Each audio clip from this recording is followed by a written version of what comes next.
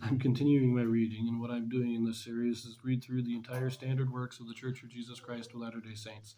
This consists of the Bible, the Book of Mormon, the Doctrine and Covenants, and the Pearl of Great Price. I am reading in a chronological order of events, not according to publication or volume, so as I move along, I will be skipping around a bit. I also want to note that in the background, you may hear my son playing around. My son and my wife are here with me today, off camera, so you may hear him in the background. Anyways, I'm continuing in Numbers. This will be chapter 9. Israel again commanded to keep Passover. Cloud rests upon the tabernacle by day and by night, plus a fire by night. When cloud rested, Israel camped. When it lifted, they journeyed. Okay. And the Lord spake unto Moses in the wilderness of Sinai in the first month of the second year after they were come out of the land of Egypt, saying, Let the children of Israel also keep the Passover at his appointed season. In the 14th day of this month at even ye shall keep it in his appointed season, according to all the rites of it, and according to all the ceremonies thereof shall ye keep it. And Moses spake unto the children of Israel that they should keep the Passover. And they kept the Passover on the 14th day of the first month at even in the wilderness of Sinai, according to all that the Lord commanded Moses, so did the children of Israel. Okay, so they're keeping their first Passover after leaving Egypt. This is 1 year since they left Egypt. It says, in the first month of the second year after they were come out, but in the first year that they were come out, they didn't come out until the middle of the first month. So 1 year after they've come out, they are now keeping the first Passover feast outside of Egypt. Verse 6. And there were certain men who were defiled by the dead body of a man, that they could not keep the Passover on that day.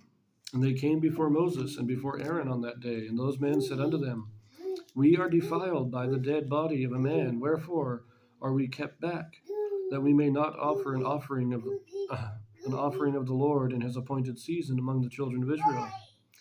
And Moses said unto them, Stand still, and I will hear what the Lord will command concerning you. And we see this is a common pattern in all restoration events, that we are given, Lord reveals some things, and then he waits, and when you have a question, the prophet goes to the Lord and says, okay, we got a question, and then God, once again, he answers it. He gives us the further clarifications. So, verse 9, And the Lord spake unto Moses, saying, Speak unto the children of Israel, saying, If any man of you or of your posterity shall be unclean by reason of a dead body, or be in a journey afar off, yet he shall keep the Passover unto the Lord. The 14th day of the second month at even they shall keep it, and eat it with unleavened bread and bitter herbs. They shall leave none of it unto the morning, nor break any bone of it. According to all the ordinances of the Passover they shall keep it. But the man that is clean, and is not in a journey, and forbeareth to keep the Passover, even the same soul shall be cut off from among his people, because he brought not the offering of the Lord in his appointed season. That man shall bear his sin. And if a stranger shall sojourn among you, and will keep the Passover unto the Lord according to the ordinance of the Passover, and according to the manner thereof, so shall he do. Ye shall have one ordinance, both for the stranger and for him that was born in the land. So here's an interesting one. Normally, you can't participate in the sacrifices in the tabernacle if you are ritualistically unclean, such as from touching a dead body. But the Lord here is saying the Passover is a special exception.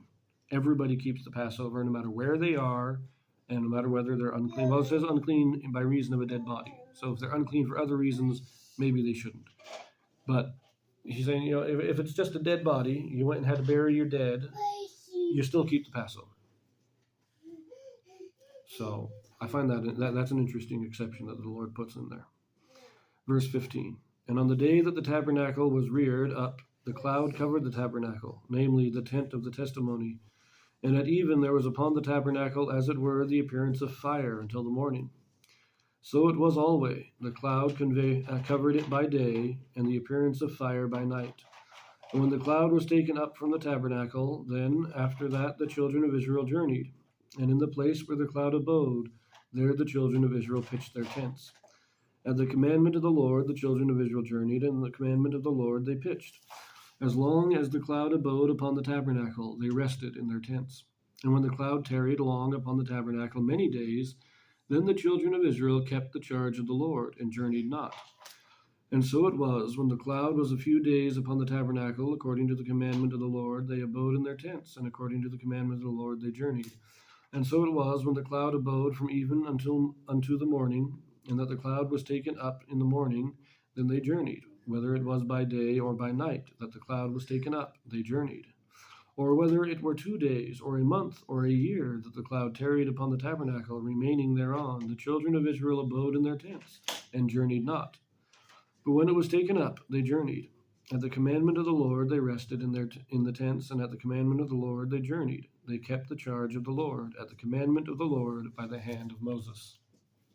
Now, this is a very interesting travel arrangements. So, by day, it's just a cloud. By night, it's a fire. So this is so that you can always see the tabernacle.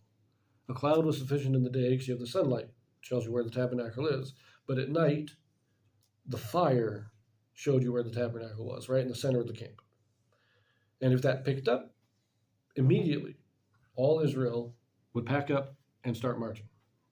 Of course, they had their marching orders, right? I mean, Judah, Simeon, Zebulon, Reuben, and so on, as we read in previous chapters. They had their marching orders. But that cloud rises, they marched. The cloud rested, they stopped. They camped. And you'll note, it says there, if the cloud lifted itself up in the middle of the night, they would get up in the middle of the night and start marching. Sometimes they would rest for a full day. Sometimes it would be a week, a month, a year. They didn't know how long they would rest. But they would stay as long as the cloud stayed. But once that cloud rose, they marched. It's a very interesting travel arrangement. But we will leave that here, and I'll see you in the next one.